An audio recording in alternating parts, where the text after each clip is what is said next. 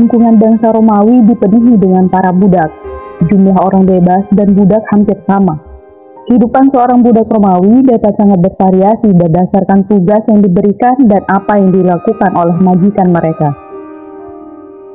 Budak bisa jadi gladiator, pekerja tambang, pelacur, manajer, atau bahkan pembuat tembikar.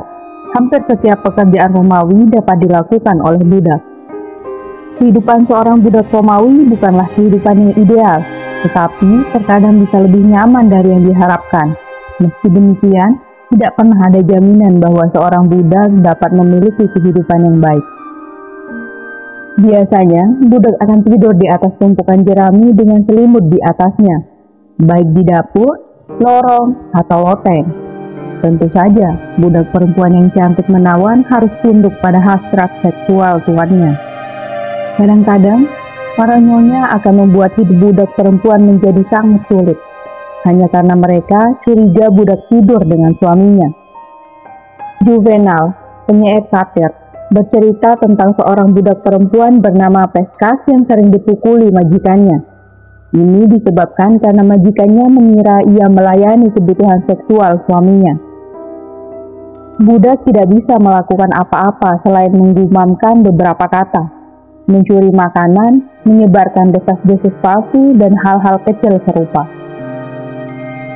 Hak-hak hukum tidak berarti apa-apa dalam kehidupan seorang budak Romawi.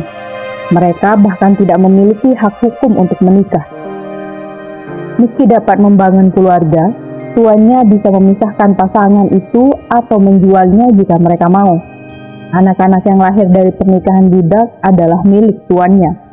Mereka dapat dipisahkan dari orang tua dan dijual oleh sang majikan. Pada abad ke-5 Masehi, Kode hukum Theodosius menetapkan jika budak dipisahkan dari keluarga, mereka harus dipersatukan kembali dan ditempatkan dengan satu pemilik.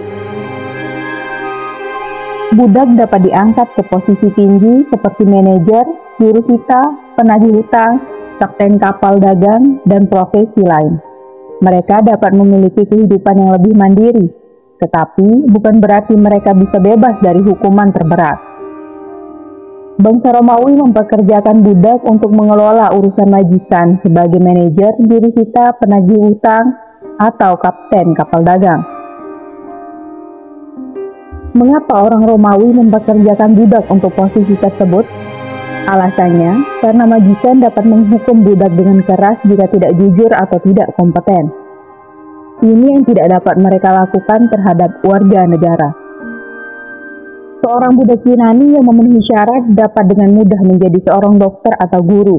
Orang Yunani memiliki reputasi yang sangat baik dalam dua posisi ini, dan orang Romawi sangat mempercayai mereka. Budak juga tidak bekerja sebagai pembuat tembikar, pelukis, atau pengrajin lainnya. Bagi perempuan, prostitusi juga merupakan pekerjaan biasa. Pelacur biasanya hidup dalam kondisi mimpi buruk.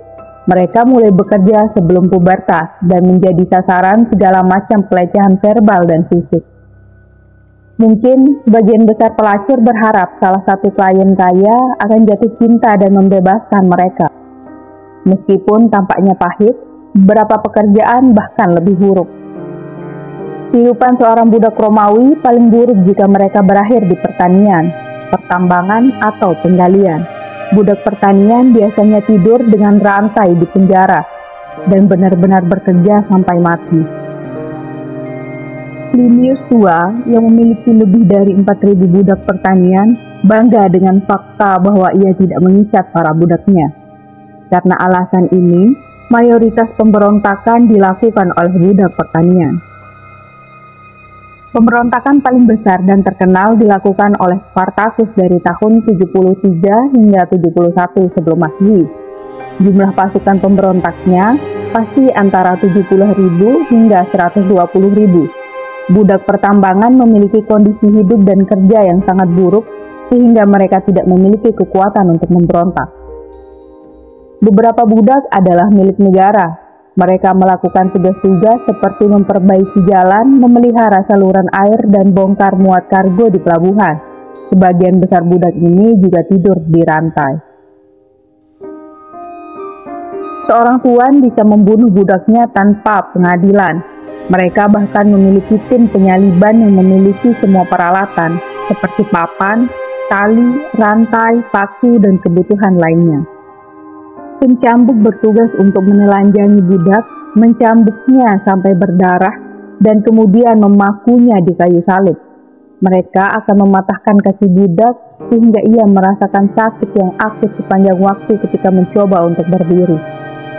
Kehidupan seorang budak Romawi dalam situasi seperti itu bisa berakhir setelah paling lama 48 jam. Tubuh itu ditinggalkan untuk burung nasar dan anjing untuk sementara waktu, sebagai peringatan bagi budak lainnya. Dibakar hidup-hidup dan diberi makan singa bukanlah kematian yang menyiksa. Kehidupan seorang budak dapat bervariasi dalam hal kesengsaraan dan berakhir dengan sangat menyakitkan.